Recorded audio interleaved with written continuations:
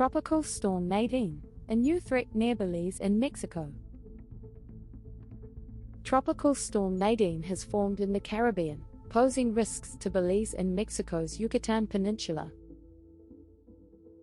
The storm is expected to bring several inches of rain, impacting communities in southern Mexico. Nadine was previously known as potential Tropical Cyclone 15 before being officially named.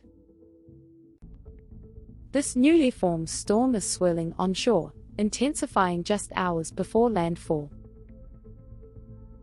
Residents are urged to prepare for severe weather conditions as Nadine approaches. Stay informed and prepare for Tropical Storm Nadine's impact.